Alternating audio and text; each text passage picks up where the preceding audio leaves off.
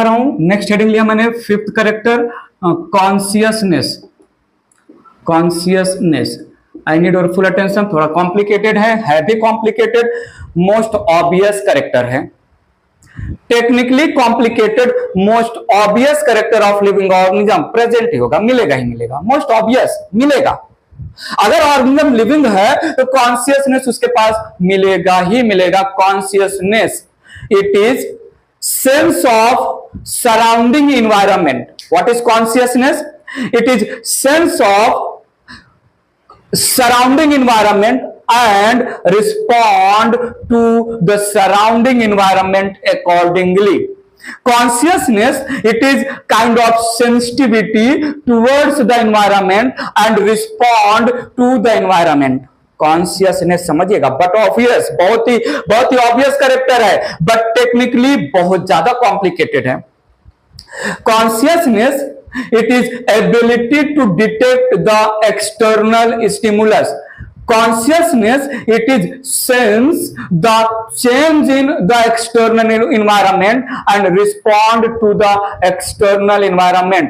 थोड़ा सुनिएगा, इन्वायरमेंट में टेम्परेचर हाई हो रहा है, कोल्ड आ रहा है, जो है लाइट का ड्यूरेशन बदल रहा है, केमिकल का रिस्पांस करना, दूसरे ऑर्गेनिज्म के अगेंस्ट रिस्पांस करना, बात पकड़िएगा, रिस्पांस करना इज नथिंग बट कॉन्शियसनेस। तो सेंस एंड रिस्पॉन्ड दो लैंग्वेज में हम कॉन्शियसनेस को डिस्क्राइब कर रहे हैं। सो यहां पर मैंने इसको जो है बोला, it is most obvious, spelling देख लीजिएगा, एंड टेक्निकली कॉम्प्लिकेटेड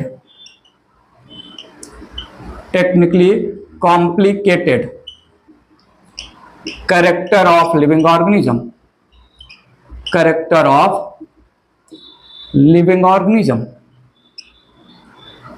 सुनिए तो सही, मैं कुछ बोल रहा हूं, मैं बहुत कुछ बोल रहा हूं। Consciousness it is sense of external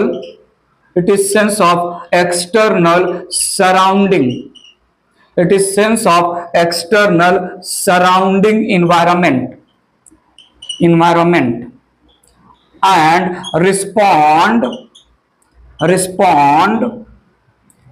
to the environment accordingly,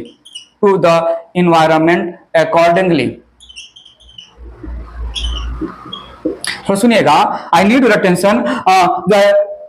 consciousness it is ability to detect change and respond against the change. So यहां पर it is ability to detect the change and respond against it. तो सुनिएगा, external stimuli या stimulus एक term आ रहा है, any change जिसके अगेंस्ट रिस्पांस आ रहा है वो चेंज कुछ और नहीं, स्टिमुलस है। I need your attention, future में और अच्छे से आएगा। एक टर्म दे रहा हूं, फोटोपीरियोडिज्म। हर एक प्लांट में फ्लावर का आना, हर एक प्लांट में फ्लावर का प्रोडक्शन होना, फ्लावर का फॉर्मेशन होना डिपेंड करता है टाइम ड्यूरेशन या ड्यूरेशन ऑफ लाइट पर। पर्टिकुलर प्लांट को इतने समय तक कंटिन्यूअस जो है लाइट ड्यूरेशन मिलेगा तभी वो फ्लावर करेगा, किसी दूसरे प्लांट को इतने समय तक लाइट ड्यूरेशन चाहिए। So flowering of plant if depend on the duration of light को हम बोलते हैं फोटोपीरियोडिज्म। इवन आपने ऑब्जर्व किया होगा, एनिमल्स में भी सीजन में ब्रीडिंग होता है। Animal through out the year reproduction नहीं करते, ब्रीड नहीं करते, पर्टिकुलर सीजन, स्पेसिफिक सीजन्स में जो है ब्रीड करते हैं, प्रोजेनी प्रोड्यूस करते हैं। हॉर्स हो गया, शीप हो गया, ठीक है, हॉर्स और शीप ये सारे जो है पर्टिकुलर सीजन में जो है ब्रीड करते हैं। हर एक प्लांट हर एक सीजन में नहीं आता है। बहुत सारे प्लांट विंटर में जो है ग्रो होते हैं, बहुत सारे प्लांट समर में ग्रो होते हैं, बहुत सारे प्लांट जो है रेनी सीजन में ग्रो होते हैं। तो ये समर के प्लांट, विंटर के प्लांट और रेन के प्लांट, ऐसे क्या इनके पास जो है सेंस है, ऐसा क्या जो है करेक्टर है? करेक्टर है अपने इन्वायरमेंट को जो है रिकॉग्नाइज करना, अपने इन्वायरमेंट में हो रहे चेंजेस को जो है सेंस करना और उसके अकॉर्डिंग इनमें अडाप्टेशंस डेवलप हुआ है। मेंशन करते हैं, बात इरेज करके बात आगे बढ़ाते हैं। तो सुनिएगा मैं क्या बता रहा हूं यहां पर। मैंने बोला consciousness, consciousness is sense and respond to external stimuli जो भी पढ़ो, सिंगुलर टर्म में जो है इसको हम स्टिमुलस बोलते हैं, stimulus. I need your attention. And stimulus represent any change that can be detected by living organism।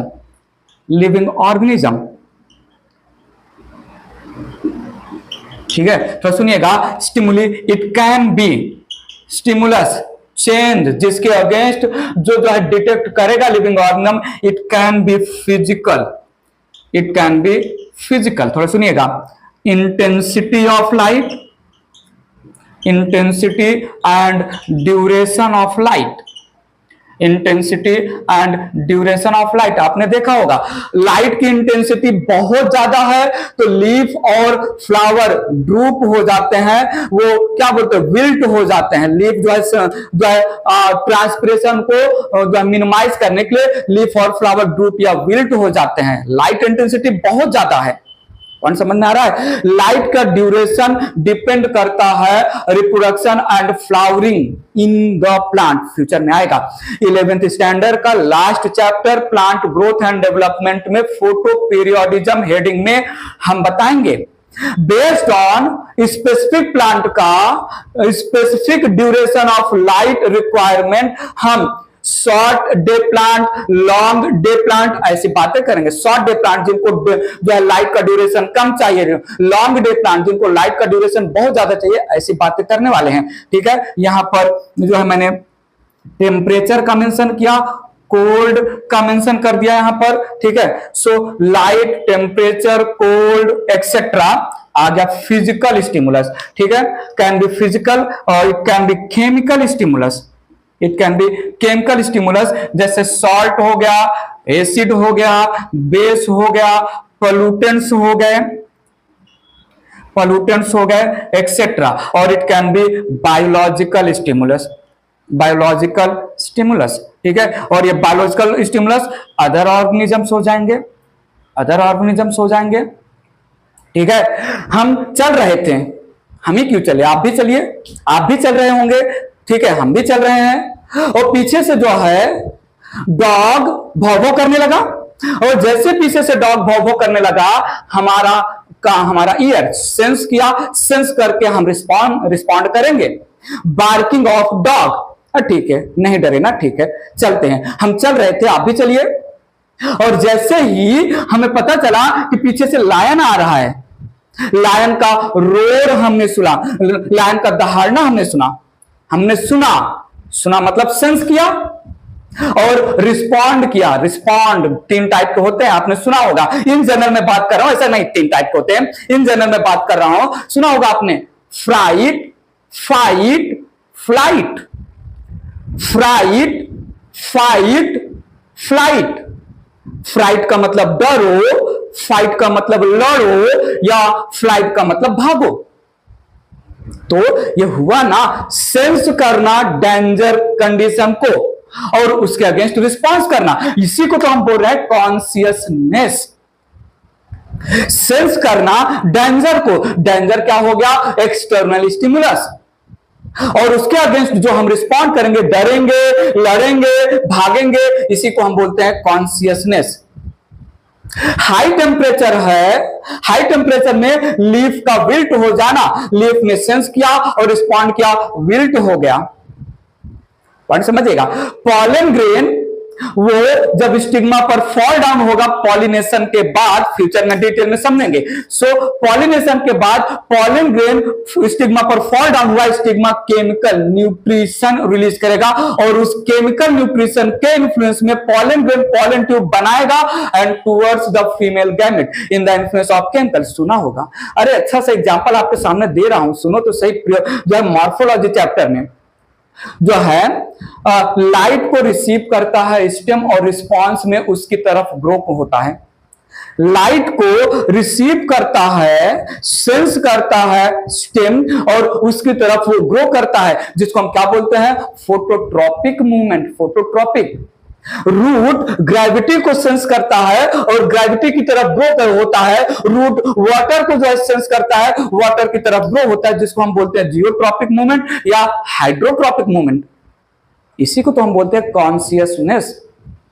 हम समझिएगा प्लीज, समझ में आ रहा है कि नहीं? ठीक है। सो बायोलॉजिकल अदर ऑर्गेनिज्म के अगेंस्ट रिस्पॉन्स हो सकता है, सॉल्ट या बेस के अगेंस्ट रिस्पॉन्स हो सकता है। आप जो है आप ये अपने जितने भी जैम्स वगैरह होते हैं इनको हाईली शुगर या बहुत सारे जो है जो प्रिकल्स होते हैं इनको सॉल्टेड बनाया जाता है सो दैट बैक्टीरिया या माइक्रो ऑर्गेनिज्म का ग्रोथ ना हो। और सुनिएगा, जब टेम्परेचर ऑप्टिमम रहेगा, मॉइस्चर का कंडीशन ज्यादा रहेगा। जब टेम्परेचर ऑप्टिमम रहेगा, मॉइस्चर का जो है कंटेंट ज्यादा रहेगा इन द एटमॉस्फियर, तो उसको सेंस करता है फंगस और फंगस भर भर के ग्रोथ करेगा। तो सेंस एंड रिस्पॉन्ड। अटेंशन, समझ में आ रहा है कि नहीं? ठीक है। आप जो है वाटर लीजिए, वाटर में यूनिसेलुलर ऑर्गेनिज्म को डालिए, अमीबा पैरामीशियम, इलेक्ट्रिसिटी प्रोवाइड करिए, सेंस करके उससे दूर भागेंगे। So sense and respond bacteria, protozoa, lower organism, lower plant सब करते हैं। मोस्ट ऑब्वियस कैरेक्टर है। इरेज करके बात आगे बढ़ा रहा हूं। आइए सुनिए, समझिए मैं क्या बोल रहा हूं। Flowering in plants, flowering in plants depend on duration of light. Duration of light. It is called photoperiodism. Photoperiodism. ठीक है। फोटोपीरियोडिज्म एग्जांपल ले सकते हैं, सोयाबीन, कैरेट अलग अलग सीजन में ग्रो होते हैं। ठीक है। तो पर्टिकुलर लाइट ड्यूरेशन जब मिलेगा तभी पर्टिकुलर प्लांट ग्रो होगा। ठीक है। और यहां पर मेंशन कर सकते हैं animals breed during specific season. Seasonal breeders बोलते हैं एनिमल्स को, सीजनल ब्रीडर्स। ठीक है। एग्जांपल लेते हैं यहां पर, जैसे हॉर्स हो गया, गोट हो गया, शीप हो गया। सो ये जो है ब्रीडिंग में सीजन, फेवरेबल सीजन को सेंस करेंगे। सर्वाइवल ऑफ प्रोजेनी, जो ब्रीडिंग के बाद प्रोड्यूस करने वाले हैं ये ऑर्गेनिज्म सबसे ज्यादा होना चाहिए, इनको सेंस करना होगा इन्वायरमेंट फेवरेबल है या अनफेवरेबल है। यहां पर जो है जैसे कुछ एग्जांपल मेंशन है, सोयाबीन का प्लांट हो गया, कैरेट का प्लांट हो गया। ठीक है। सो प्लांट और animal both sense the external environment में temperature, cold, availability of nutrients etcetera, और अकॉर्डिंगली जो है ब्रीडिंग करते हैं इधर विंटर में या समर में या रेनी सीजन में। सीजनल इवन जो प्लांट ब्रीडर्स हैं या जो एनिमल ब्रीडर्स हैं इनको भी नॉलेज होना चाहिए। जो है प्लांट ब्रीडर्स हैं, जो है एग्रीकल्चर कर रहे हैं, एग्रीकल्चर में पार्टी इन्वॉल्व हैं, उनको पता होना चाहिए कि मैं इस पर्टिकुलर प्लांट का एग्रीकल्चर कर रहा हूं पैसा कमाने के लिए, तो ये पर्टिकुलर प्लांट इतने पर्टिकुलर लाइट ड्यूरेशन आएगा तभी फ्लावर प्रोड्यूस होगा, तभी फ्रूट बनेगा। नॉलेज नहीं होगा तो ऐसे ही कोई भी प्लांट किसी भी सीजन में ग्रो कर देंगे, प्लांट फ्लावर और फ्रूट नहीं देगा। पॉइंट समझा कि नहीं? अगर बात किया जाए खुद की, करो तो से खुद की बात, ह्यूमन की बात किया जाए तो ह्यूमन कॉन्शियसनेस के मामले में सुपर डुपर है।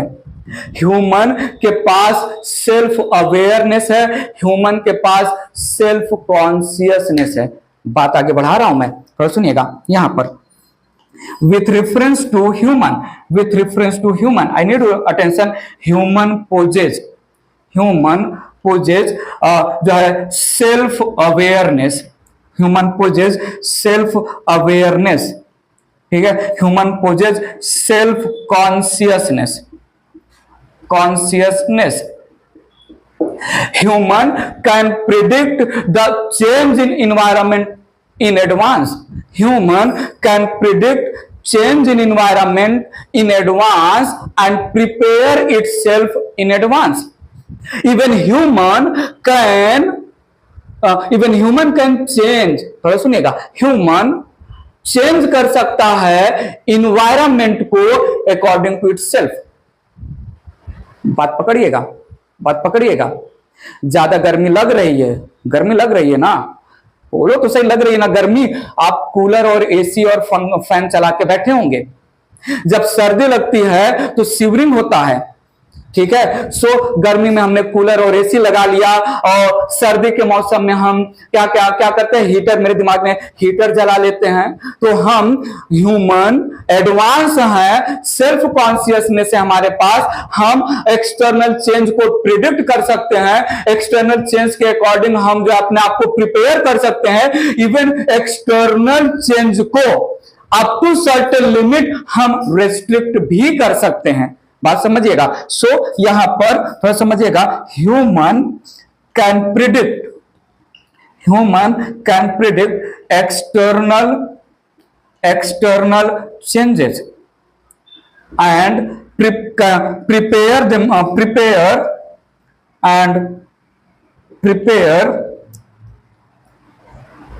prepare in advance। Even I need your attention, even human can restrict, not restrict, human can adapt, ऐसा बोल सकते हैं। human can minimize certain changes in the environment up to a limit, ठीक है। तो human के पास self awareness है, बाकी सेल्फ अवेयरनेस किसी के पास नहीं है। ह्यूमन रिप्रेजेंट मोस्ट इंटेलिजेंट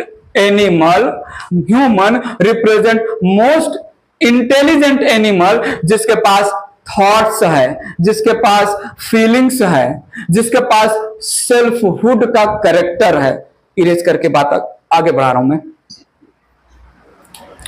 तो ध्यान दीजिएगा। यहां पर human is most intelligent animal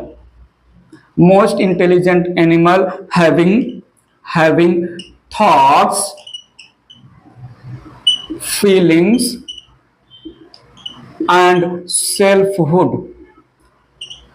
self consciousness किसी और ऑर्गेनिज्म के पास नहीं है, किसी और एनिमल के पास सेल्फ अवेयरनेस, कोई और एनिमल अपने एनवायरनमेंट को अपने अकॉर्डिंग चेंज नहीं कर सकता।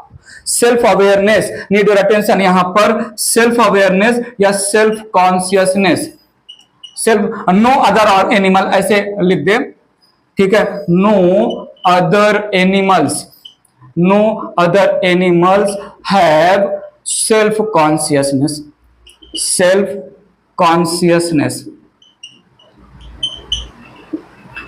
Consciousness.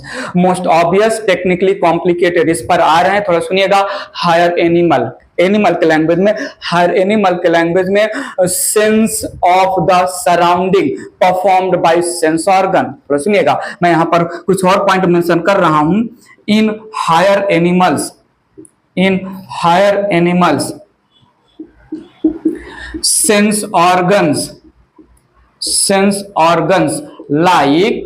sense organs like eyes, nose, ear, skin, eyes, nose, ear, skin, etc.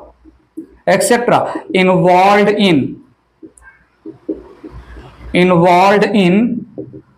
receiving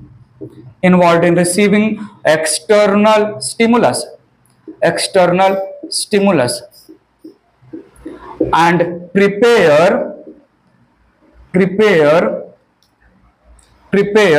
themselves, prepare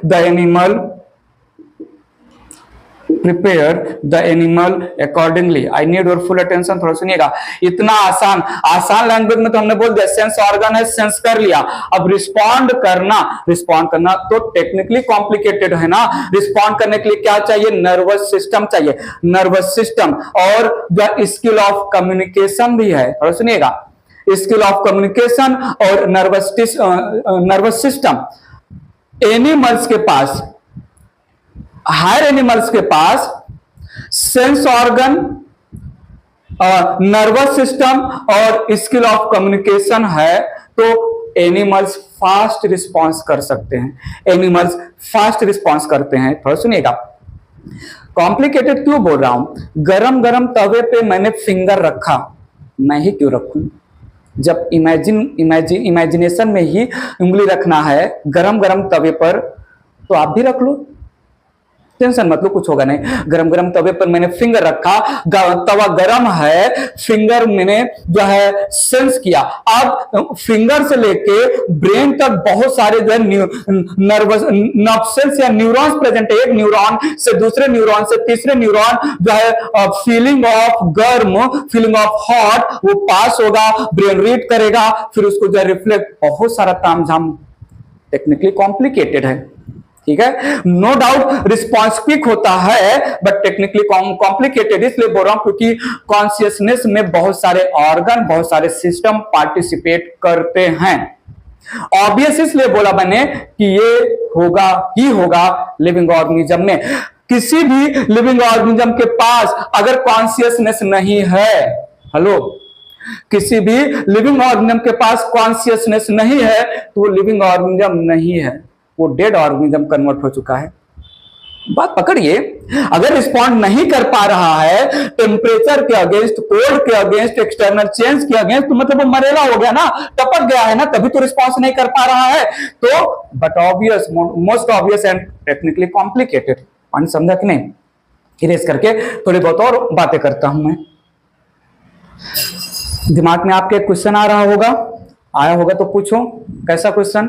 sir, coma में गया हुआ ह्यूमन, कोमा में हॉस्पिटलाइज्ड ह्यूमन, कोमा में गया हुआ हॉस्पिटलाइज्ड ह्यूमन, जिसका बॉडी फंक्शन, जिसका हार्ट और लंग्स रिप्लेस हो गया है मशीन के थ्रू, वो तो कॉन्शियसनेस नहीं पोजेस करता, उसके बॉडी ऑर्गन कोऑर्डिनेटेड नहीं है, तो हम कोमा में गए हुए ह्यूमन को क्या बोलेंगे? डेड या लिविंग? ना तो लिविंग बोलेंगे, ना तो डेड बोलेंगे। डेड इसलिए नहीं बोल सकते कि कोमा में गया हुआ पर्सन स्टिल मेटाबॉलिज्म परफॉर्म कर रहा है, उसके अंदर लिविंग प्रोसेस हो रहे हैं, तभी तो वो सरवाइव कर पा रहा है। अगर इन फ्यूचर उसने अपना मेमोरी जो है रिगेन किया तो लिविंग हो जाएगा, और कोमा में गया हुआ पर्सन अगर मेमोरी रिगेन नहीं कर पाया, कॉन्शियसनेस रिगेन नहीं कर पाया, तो वो मर जाएगा। बट जब तक कोमा में है, can not be called as dead, can not be called as living, it is called better coma में गए हुए पर्सन को ब्रेन डेड बोलो। सो सुनिएगा, a person in coma, hospitalized and function of heart and lungs replaced by machine cannot be called as living or dead, cannot be called as living or dead, otherwise called as brain dead, called as brain dead, brain dead। थोड़ा सुनिएगा, the person has lost, the person has lost consciousness, consciousness and coordination, coordination of organs, coordination of organ, but still metabolic processes occurring, but still metabolic processes are occurring, if consciousness regained, the person become live, if consciousness cannot be regained in future, the person जो है dead हो जाएगा। तो consciousness एक जो है, सो क्या मैं बोलूं, कॉन्शियसनेस, सुन लो ना जरा मैं क्या बोल रहा हूं, कॉन्शियसनेस होगा कि नहीं होगा defining feature of the living organ, बताओ तो सही। कॉन्शियसनेस डिफाइनिंग फीचर होगा, लेट इट बी बैक्टीरिया या lower animal, higher animal, let it be algae, lower plant and higher plant, consciousness response तो करना ही होगा। रिस्पॉन्स नहीं हो रहा है तभी तो डाउट आता है कि टपक गया क्या। जो रिस्पॉन्स नहीं कर रहा है उसी समय हमें डाउट आता है क्या ये टपक गया, क्या ये डेड हो गया। तो लिविंग है तो रिस्पॉन्स करना ही पड़ेगा। तो consciousness is defining character, consciousness is defining character of living organism, of living organisms, living organ. Future में जो है इकोलॉजी के चैप्टर्स जब 12th में चलेंगे तो वहां पर और भी चीजें जो है क्लियर होंगी। इवन जो है इस यूनिट में भी आएंगे। लोअर ऑर्गेनिज्म अनफेवरेबल कंडीशन को रिस्पॉन्ड करते हैं, लोअर ऑर्गेनिज्म अनफेवरेबल को रिस्पॉन्ड करेंगे by forming thick protective impermeable wall over itself. ऐसी बातें आएंगे। फंगस, बैक्टीरिया अपने ऊपर अनफेवरेबल कंडीशन से अपने आप को जो है बचाने के लिए, सरवाइव करने के लिए अनफेवरेबल कंडीशन में बैक्टीरिया को सेंस हुआ बाहर का कंडीशन अनफेवरेबल है, एक्सट्रीम ड्राई कंडीशन है, एक्सट्रीम टेम्परेचर है, न्यूट्रिएंट्स नहीं अवेलेबल है, तो वो अपने ऊपर प्रोटेक्टिव लेयर बना के अनफेवरेबल के कंडीशन के जाने का वेट करेंगे। आपने सुना होगा जो है ठीक है। सो रिस्पॉन्स हर एक ऑर्गेनिज्म करेंगे, let it be small, let it be large organism. So जो है कॉन्शियसनेस डिफाइनिंग फीचर हुआ। इरेज करके बात आगे ले चल रहे हैं, तो ध्यान दीजिएगा। I need your attention. Above थोड़ा सुनिएगा, except above, except including ACC, except above mentioned characters, above mentioned characters. I need your attention. Living organisms also have adaptation and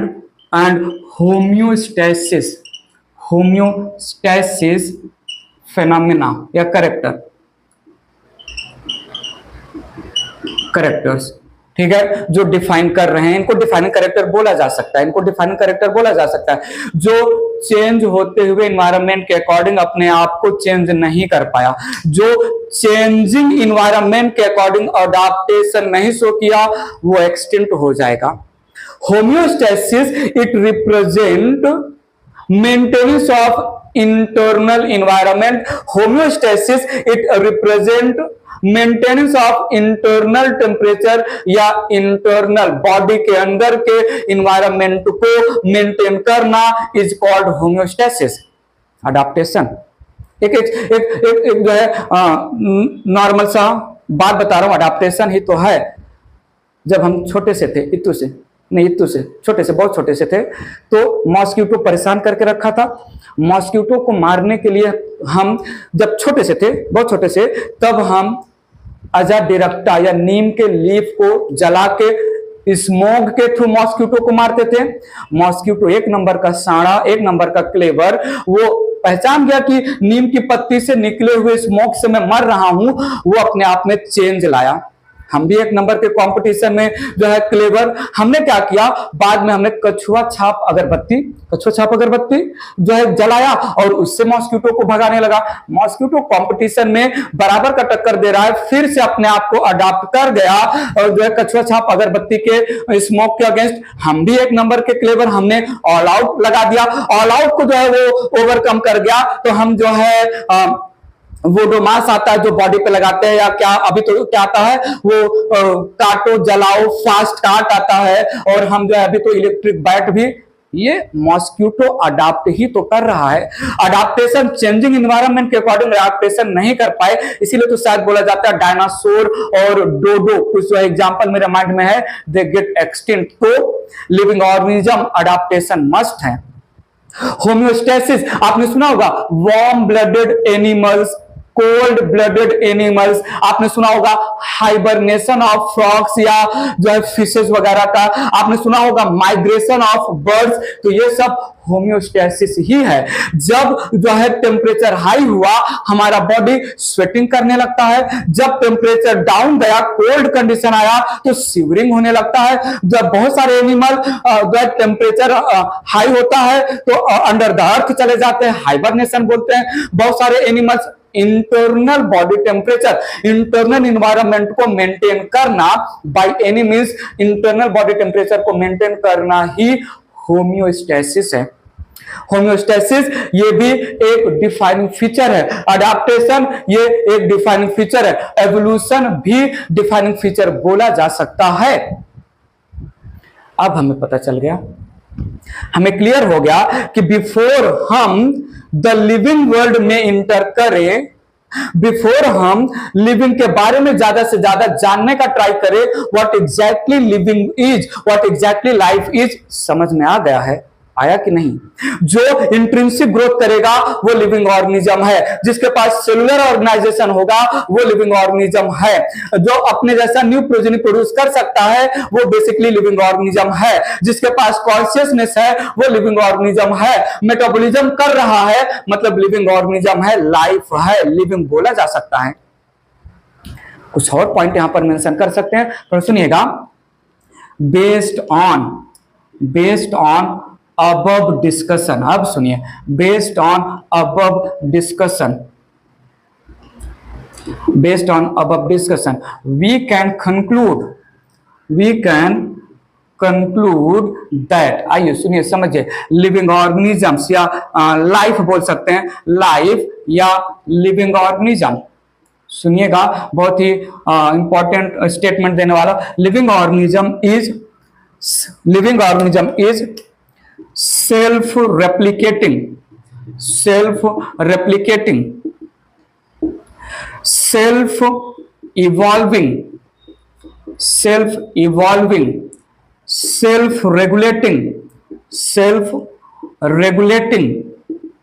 self-regulating interactive system that show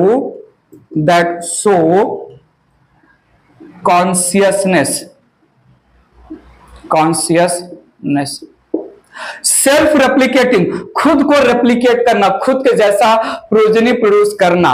self evolving, अपने आप को change होते हुए environment के according change करते जाना। Self regulating, अपने आप को जो जिस सराउंडिंग में रह रहे हैं वहां पर रेगुलेट या कंट्रोल करके रखना, मेंटेन करके रखना। इंटरैक्टिव सिस्टम है लिविंग ऑर्गेनिज्म, इंटरैक्टिव सिस्टम है। सुनो, बहुत इंपॉर्टेंट है इंटरैक्टिव। लिविंग ऑर्गेनिज्म दूसरे लिविंग ऑर्गेनिज्म से इंटरैक्ट करता है, living organism non living component से भी इंटरैक्ट करता है। इसी को तो हम फ्यूचर में 12th में इकोसिस्टम नाम देंगे। बिना इंटरैक्शन के लिविंग ऑर्गेनिज्म के सर्वाइवल पर क्वेश्चन मार्क आ जाएगा। लिविंग ऑर्गेनिज्म भले ही जो है वो हिमालय पे चले जाए, मोह माया से दूर हो जाए, गांव समाज छोड़ दे, एवरीथिंग, फिर भी वो non living component air, water, इनसे तो इंटरैक्ट करेगा ही करेगा ना। लिविंग ऑर्गेनिज्म के बहुत सारे जो है जरूरतें, बहुत सारे नीड्स हैं, और वो नीड दूसरे लिविंग ऑर्गेनिज्म या जो है नेचर से ऑब्टेन होता है। इंटरैक्टिव सिस्टम है लिविंग ऑर्गेनिज्म। फ्यूचर में आएगा mutualism, commensalism, amensalism, competition, predation, बहुत सारे अलग अलग इंटरैक्शन है जहां पर लिविंग ऑर्गेनिज्म दूसरे लिविंग ऑर्गेनिज्म के साथ इंटरैक्ट करेगा। और living organism air, water, light, soil, इन सबके साथ भी इंटरैक्ट करता है। तो इंटरैक्टिव सिस्टम है, कॉन्शियसनेस पोजेस करता है, रेप्लिकेट करता है, इवॉल्व करता है, अपने आप को मेंटेन करता है गिवन इन्वायरमेंट में, और इन्वायरमेंट से इवन दूसरे ऑर्गेनिज्म के साथ इंटरैक्ट भी करता है। पॉइंट समझा? So what is life, what is living, सारी बातें अब तक जो हुई अगर भूलना चाहो तो भूल के वन लाइन डेफिनेशन क्या होगा लाइफ को। मैं ज्यादा जो है, किसी ने पूछा व्हाट इज लाइफ और उसके पास समय नहीं, उसने बोला मुझे इन शॉर्ट बताइए लाइफ क्या है, लिविंग क्या है। बोलिएगा सर जी लाइफ का मतलब self replicating, self evolving, self regulating interactive system having consciousness is life. बात समझ में आया? जो इन सब चीजें नहीं पोजेस कर रहा है, ये सब चीजें जिनके पास नहीं है, वो नॉन लिविंग ऑब्जेक्ट हो जाएगा। नॉन लिविंग ऑब्जेक्ट रेप्लिकेट नहीं करता, अपने आप को इवॉल्व नहीं करता, अपने आप को जो है चेंजिंग एनवायरनमेंट के अकॉर्डिंग कंट्रोल या रेगुलेट करके नहीं रखता, कॉन्शियसनेस नहीं होता है नॉन लिविंग ऑब्जेक्ट के पास। पॉइंट समझा? तो यहां पर हमने वैसे तो जो है एग्जैक्ट लाइफ को डिफाइन करना पॉसिबल नहीं है, लेकिन कुछ कैरेक्टर के थ्रू हमने लाइफ को डिफाइन कर लिया। इरेज करके कुछ और बातें मेंशन कर देता हूं मैं, थोड़ा सुनिएगा, कुछ और पॉइंट यहां पर मेंशन कर दे रहा हूं। The living phenomena, the living phenomena, the living phenomena is due to underlying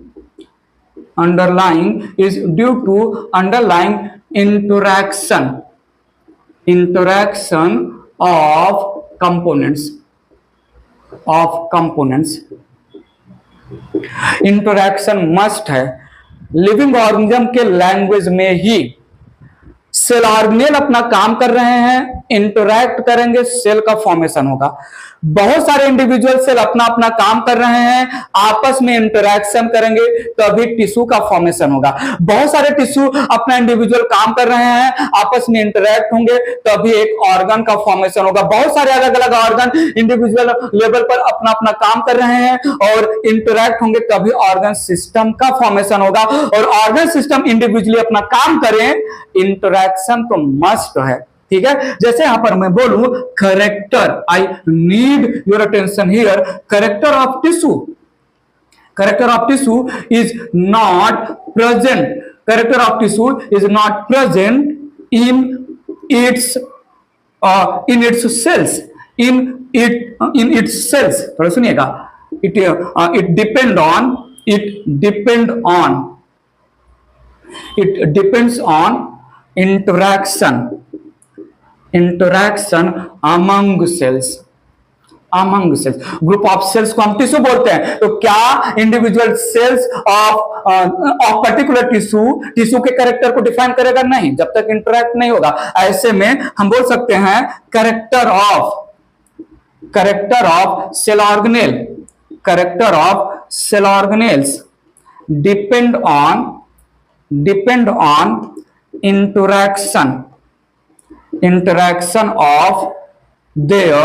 interaction of their chemicals या their molecules। माइटोकॉन्ड्रिया रेस्पिरेशन करता है, माइटोकॉन्ड्रिया में क्रेब्स साइकिल चलता है, इलेक्ट्रॉन ट्रांसपोर्ट सिस्टम चलता है, जहां पर मल्टी स्टेप में एक केमिकल या एक मॉलिक्यूल दूसरे मॉलिक्यूल में, दूसरा मॉलिक्यूल तीसरे मॉलिक्यूल में कन्वर्ट होता रहता है। एंजाइम्स भी प्रोसेस को कंट्रोल करते रहते हैं। इन सबका इंटरेक्शन होगा तभी सेल ऑर्गेनेल्स का जो है फंक्शन या कैरेक्टर डिटरमाइन हो सकता है। ऐसे ही इंटरेक्शन हाई लेवल का जो है हायरार्की या ऑर्गेनाइजेशन रिप्रेजेंट करता है। सो इंटरैक्शन मस्ट है ऑर्गेनिज्म का दूसरे ऑर्गेनिज्म के साथ ऑर्गेनिज्म का इन्वायरमेंट के साथ ऑर्गेनिज्म जिसका बना है उसके इंडिविजुअल कंपोनेंट्स का इंटरैक्शन मस्ट है।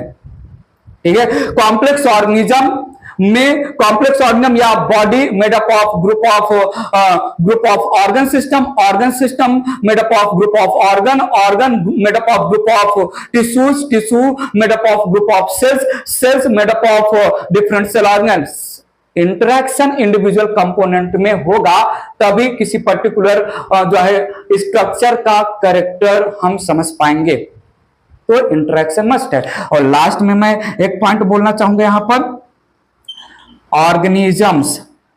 organisms of past, present and future, organisms of past, present and future are connected by common genetic material